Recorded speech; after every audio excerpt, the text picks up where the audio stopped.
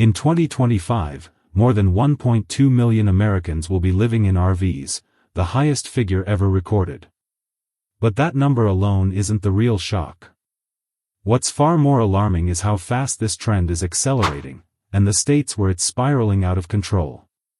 In several regions, RV homelessness has grown so rapidly that cities can no longer keep up.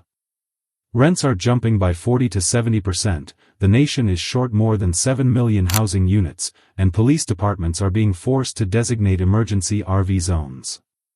Deserts, empty suburbs, and truck stops are quietly turning into mobile neighborhoods. This is no longer a poverty issue, it's a structural shift in the American way of living. The RV, once a symbol of open-road freedom, has become an emblem of a collapsing middle class. Today, we're pulling back the curtain to examine the 10 states facing the most dramatic changes, places where RV homelessness is exploding at a pace that signals a new era for the country. From the very first state on this list, you'll find yourself asking, is this just their problem, or is America itself reaching a breaking point? Take New Mexico, for example. You don't need charts or government briefings to grasp what's happening.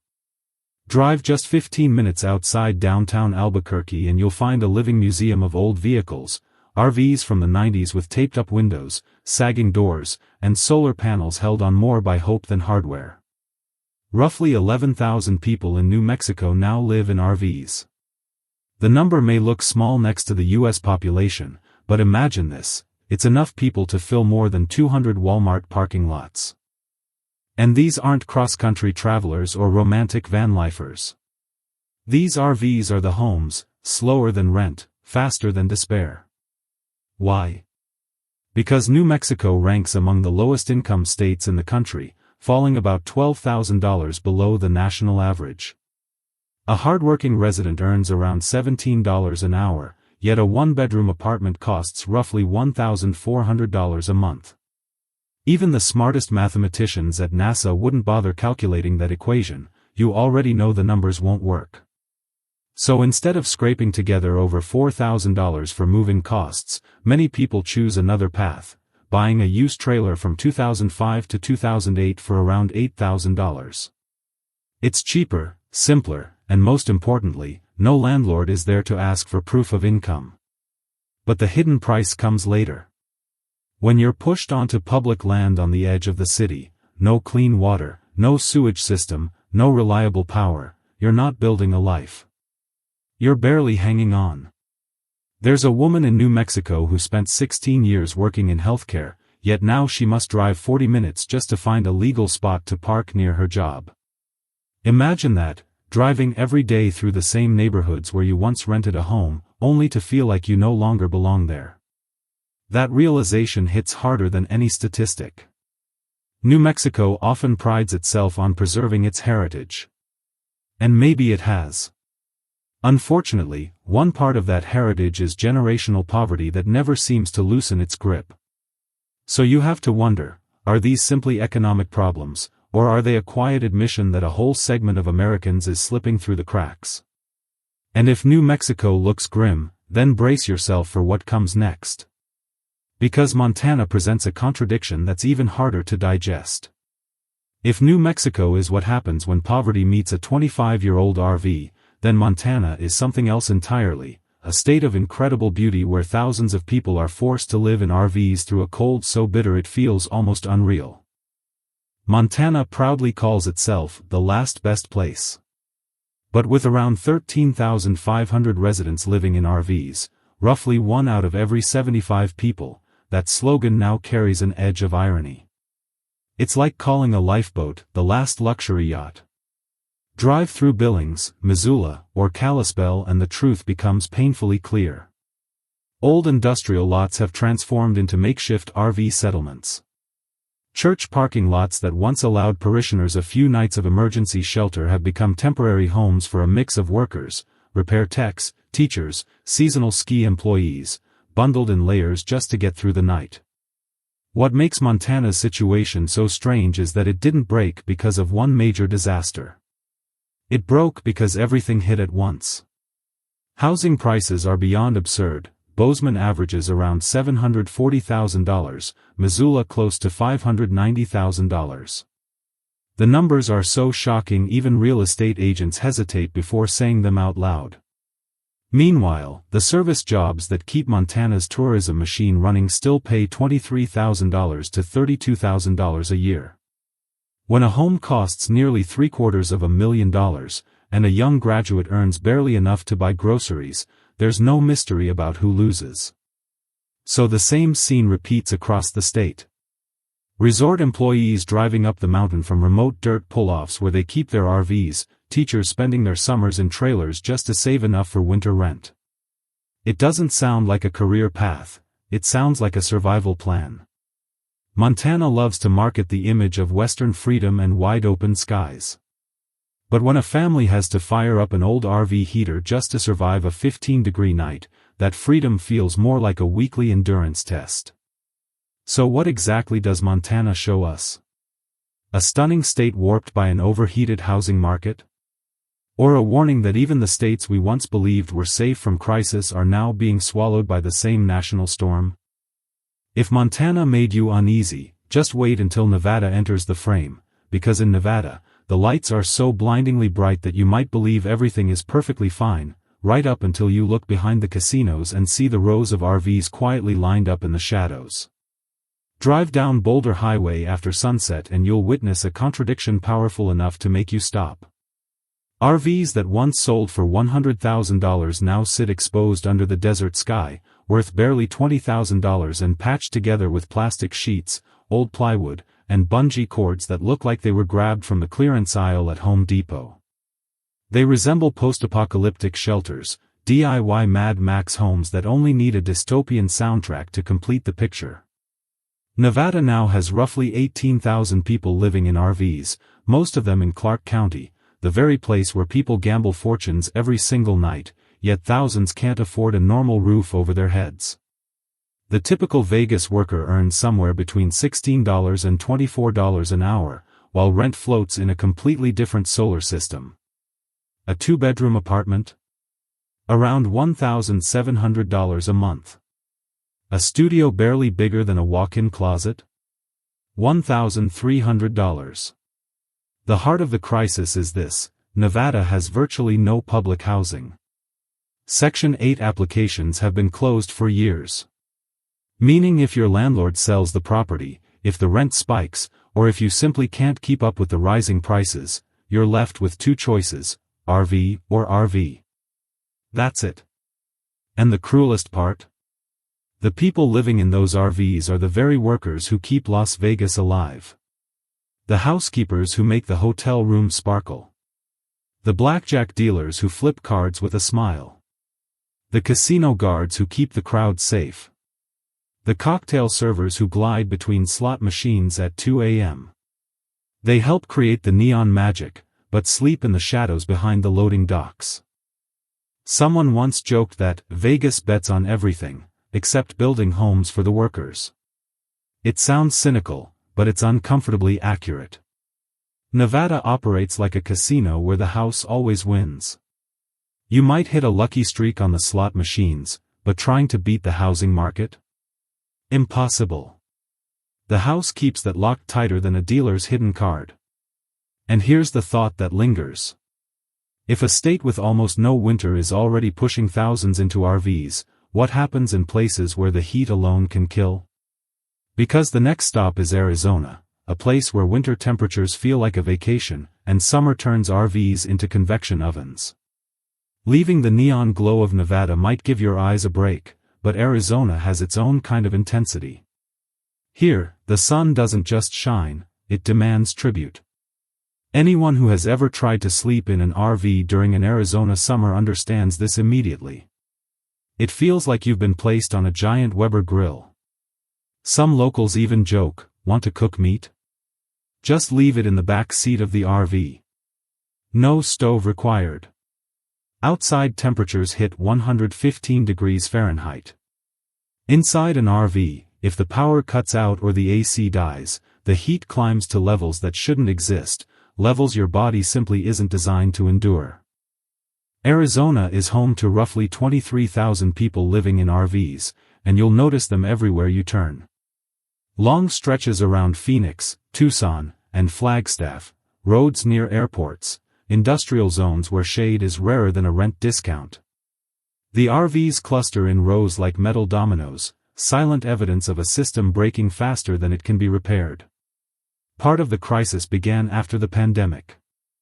A wave of newcomers arrived from wealthier states, people with thicker wallets, higher budgets, and very different expectations for housing. The result? Phoenix rents shot up 41%. Tucson, 37%. Meanwhile, local wages barely moved an inch. It's a familiar story, rent taking off like a rocket, while paychecks crawl behind like desert tortoises. And eventually, the math stops working. Families are pushed outward, onto public land where there's no clean water, no waste disposal, and certainly no shade.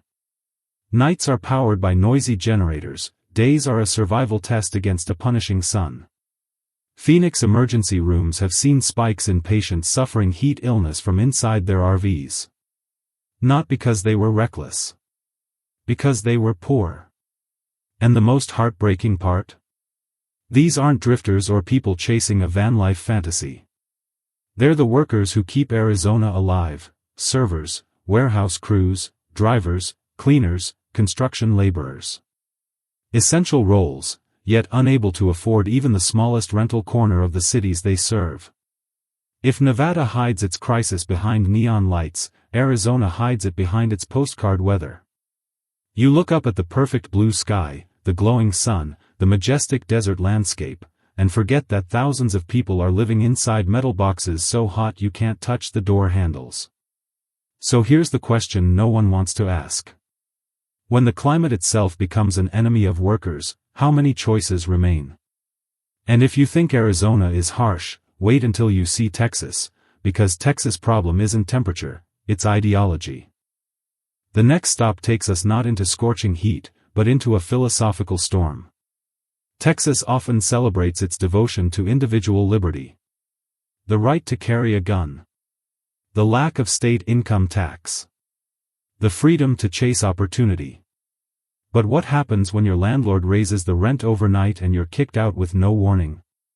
Suddenly the only freedom left is the freedom to find a parking lot that won't tow your RV before sunrise. That's why tens of thousands in Texas are now living in RVs, the last rung on the ladder before free-falling into street homelessness. In Austin, Houston, Dallas, and San Antonio, you'll find RVs parked behind shopping centers, tucked under bridges, or scattered across forgotten patches of land on the outskirts. Not because people want a minimalist lifestyle. Because the housing market sprinted ahead while wages stayed trapped in the past. Texas still clings to a $7.25 minimum wage, a number untouched since Barack Obama's first term. Meanwhile, Austin has one of the fastest rising rent markets in America. An average apartment costs so much that locals joke. To rent in Austin, the first thing you need is to win the Texas lottery. And the real paradox? Texas offers almost nothing in the way of public housing. There's no wide-reaching rental assistance, no strong tenant protection laws, and barely any safety net when the market spirals. So when rents jumped 20 to 40% in a single year, thousands of families didn't just slip out of the middle class, they were shoved out. Many were literally evicted, forced out of homes they had lived in for years. And here's the part that feels both ironic and painful. A lot of political voices in Texas still insist homelessness is a personal failure, a matter of not trying hard enough. But how exactly are people supposed to try harder, when wages haven't moved in years while housing prices shoot upward like a pickup truck flying down I-35? Texas has long advertised itself as the land of opportunity and rugged self-reliance. Yet when a family ends up sweating through summer nights in an aging RV behind a parking lot just to keep up with living expenses, you have to ask, where's the opportunity in that? At what point does self-reliance become survive however you can?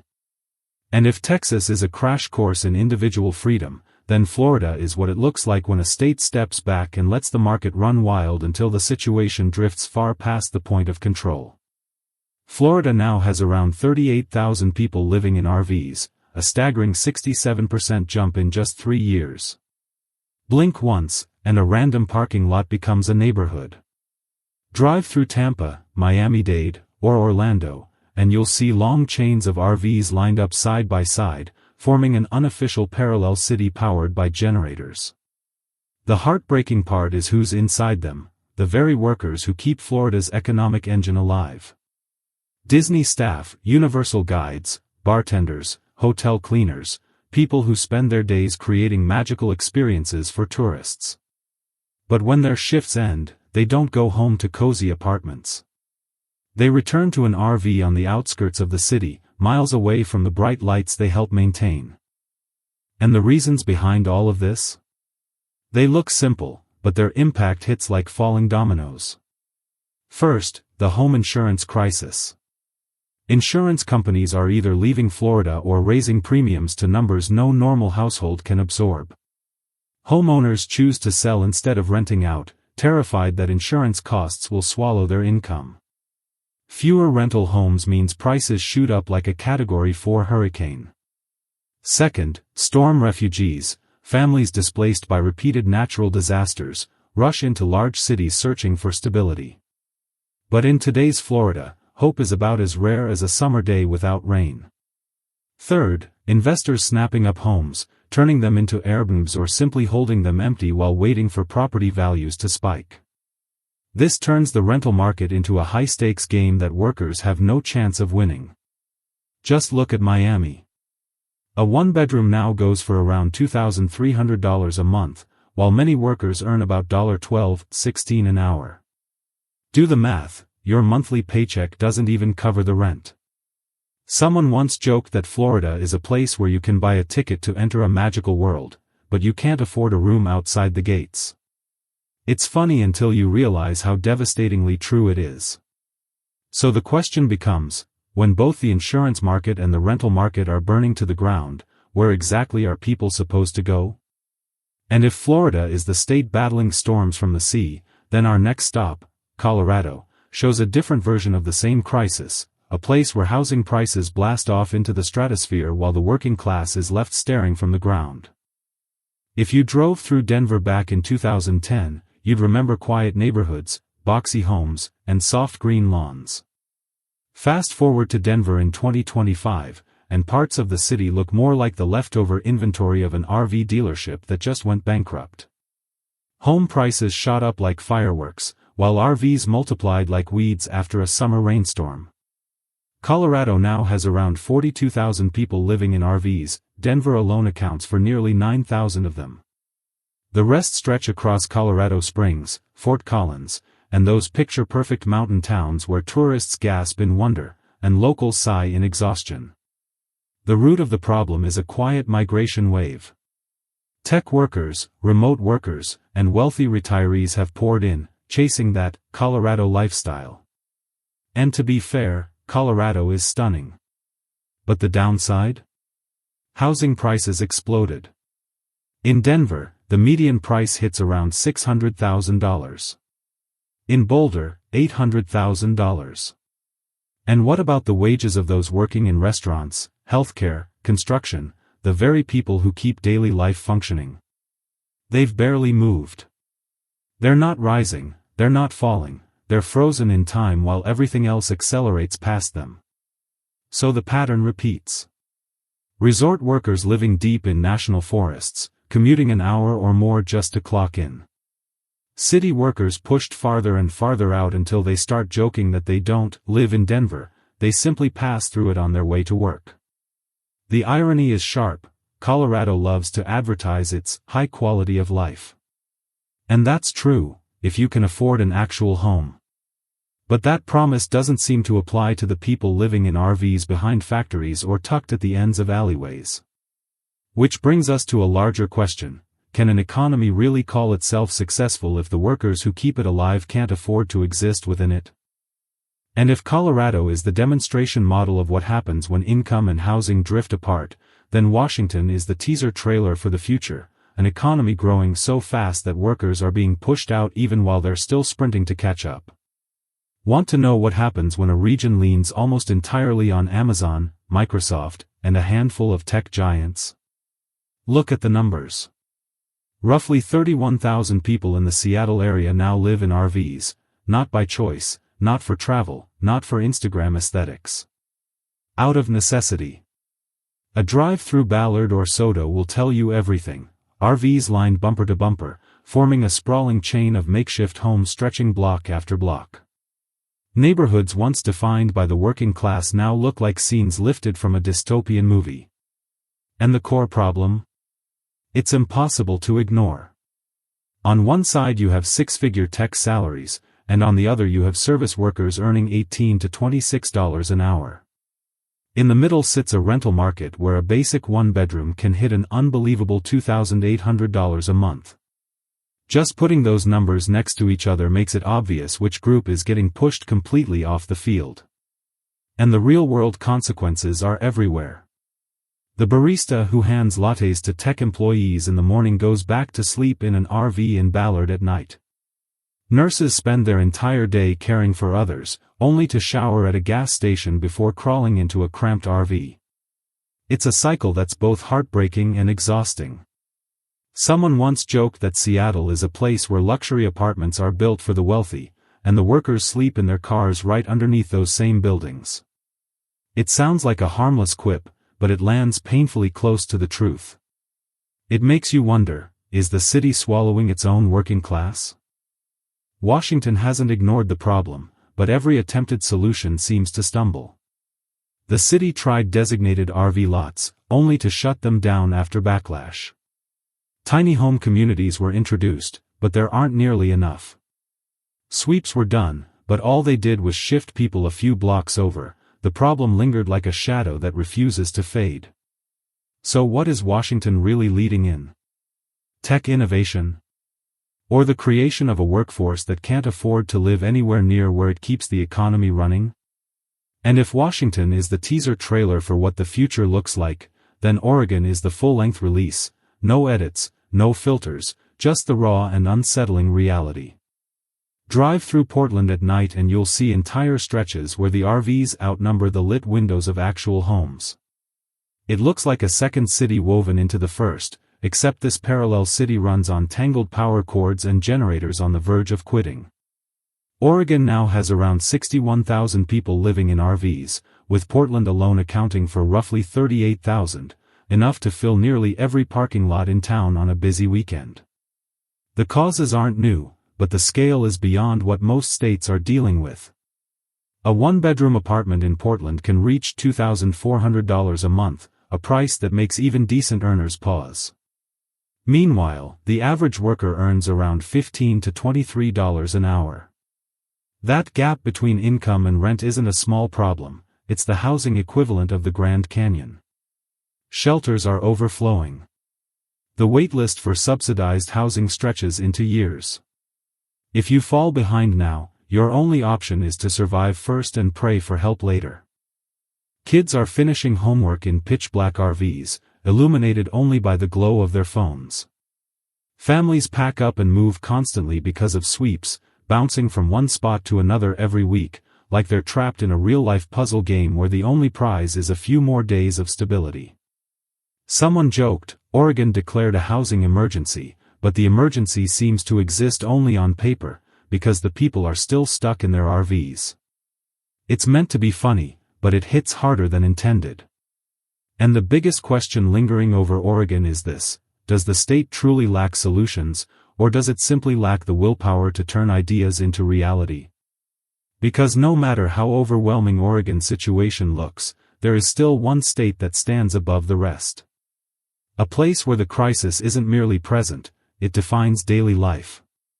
We've reached California, the crown holder of a title no state wants, yet somehow holds on to tightly.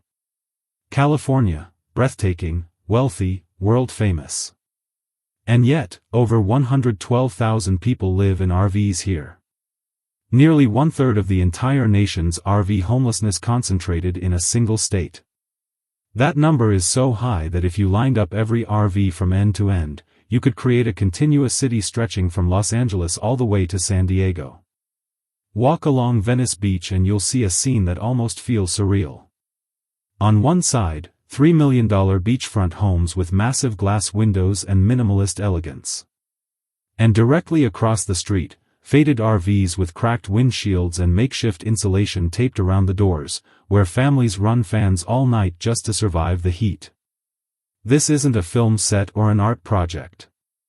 This is California, 2025. Everyone has heard the reasons, but the numbers tell the story with brutal clarity. Los Angeles, $2,700 a month for a one-bedroom. San Francisco, $3,100 a month. Minimum wage, about $16 an hour, which amounts to roughly $27,000 a year after taxes. You don't even need complex analysis, just basic math. No worker can compete with these prices. And that's why California is short an estimated 3 million homes. It's not that the state lacks beauty. It's not that it lacks opportunity. It's that the cost of simply existing has drifted into a different universe. The consequences are visible everywhere. The very people who keep California running are being pushed out of their own communities. Nurses finishing late-night hospital shifts sleep in RVs parked curbside. Teachers spend their mornings in classrooms and their evenings showering in public gyms. Construction workers raise luxury towers they could never dream of living in, sleeping in the shadow of buildings whose lobbies they may never even step into. And perhaps the real question isn't how California ended up here, it's whether the rest of America is moving in the same direction. If this is the preview of the future, then how long until your state appears on this list? Because beneath all the numbers, one truth remains: who gets to stay on the fragile housing ladder, and who gets pushed down to the bottom rung? We've just taken a journey through 10 states changing faster than anyone can catch up with. The numbers are real. The stories are real. And the final question is one we all must think about: is this a temporary hardship, or a sign that the American housing model is hitting its breaking point? Share your perspective, honestly, respectfully, and in a way that helps expand the conversation this country desperately needs. If you found this video useful, don't forget to like, subscribe, and turn on notifications so you won't miss future analysis. This video is based on publicly available reports, data, and trends. It is not financial advice, just a deeper look at the forces shaping the world around us. Thank you for staying with us until the end. See you in the next video.